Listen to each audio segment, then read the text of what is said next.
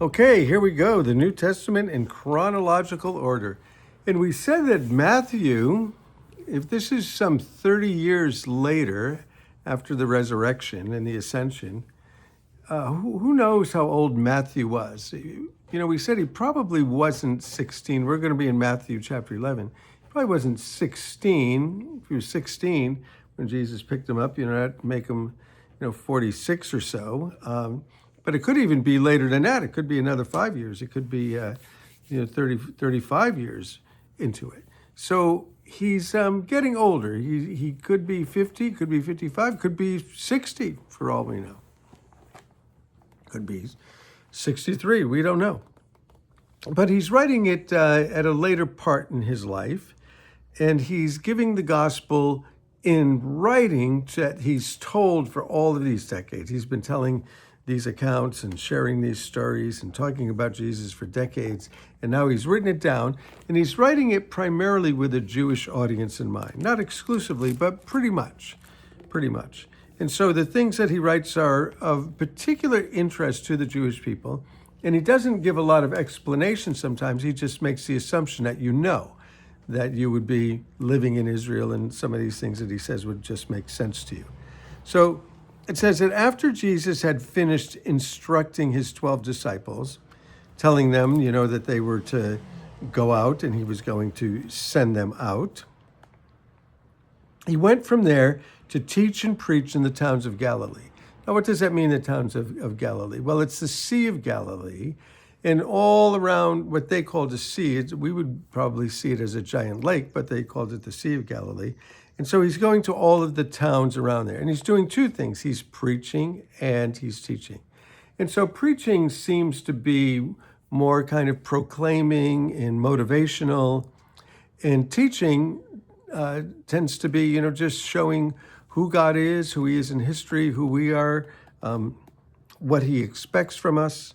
And so when John, this is John the Baptist, who we followed his story earlier on, when John, who was in prison, heard about the deeds of the Messiah, he sent his disciples to ask him, "Are you the one to come, or should we expect someone else?"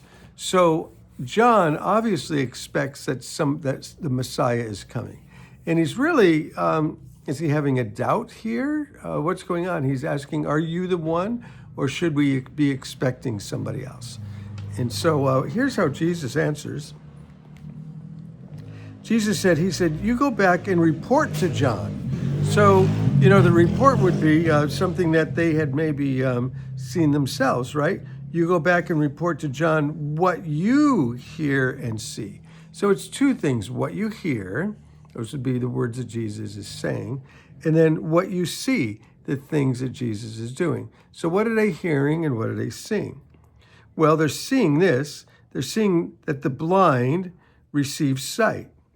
They're seeing that the lame walk. They're seeing that those who have leprosy are cleansed. And they're seeing that the deaf hear. They're seeing the dead are raised, and the good news is proclaimed to the poor. So there you have what they're hearing. They're hearing the good news, and the good news is going out to poor people, probably largely those who are poor in spirit. And then he said, "Blessed is anyone who does not stumble on account of me." So, how might you stumble on account of Jesus? Well, he's saying, blessed are you if you don't. So it's what you hear and it's what you see. And the things that you see are the things that demonstrate that Jesus has the authority to say the things that he's saying. And he does make some claims for himself. And in a moment, we'll see that he really likens himself to the Father, which was very offensive to the religious leaders. And so as John's disciples were leaving, Jesus began to speak to the crowd about John. And he said, "What did you go into the wilderness to see?" People went to John.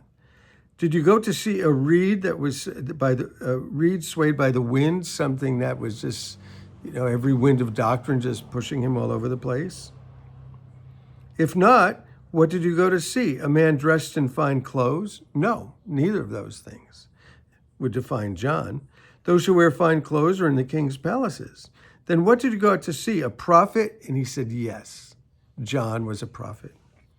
Yes, I tell you, and more than a prophet, he is the one about whom it is written in the book of Malachi, which is the last book of the Old Testament, moving into the New Testament. Then there's 400 years of silence. And so he said, John is the one where he says, I'll send my messenger ahead of you, and he will prepare the way for you. So John was prophesied. He was prophesied in a number of places, and here he's the prophecy from Malachi. And he said, truly I tell you that those born among women has not risen any greater than John the Baptist. You know, John the Baptist is preparing the way for Jesus, the Messiah. Yet whoever is the least in the kingdom of God is greater than he. Well, how does that work? How is he the greatest, and whoever's the greatest in the kingdom? But he's the greatest on earth so far. From the days of John until now, the kingdom of God has been subjected to violence, and violent people have been taking it. For all of the prophets in the law prophesied until John, and if you're willing to accept it, if you can accept this one, he is Elijah who is to come. Whoever has ears, let him hear. So they were looking for Elijah, the prophet, to come before the great and the terrible day of the Lord. And Jesus is saying, if you can deal with it, John is that Elijah. A type of Elijah. Is he Elijah? How do you want to parse that? How do you want to see that? And he said, what can I compare this generation to? What can I say about you guys? They are like children sitting in the marketplace and calling out to others. And we played the pipe for you, and you didn't dance. We sang a dirge, a funeral song, and you didn't mourn. So no matter what you do, they're not going to be happy. The people aren't going to be happy. The religious leaders are going to find fault with Jesus no matter what he does. And he said, for John came neither eating nor drinking. So John lived this ascetic lifestyle, living out in the wilderness, eating locusts and wild honey. And he's out there, in this fur out there in the wilderness.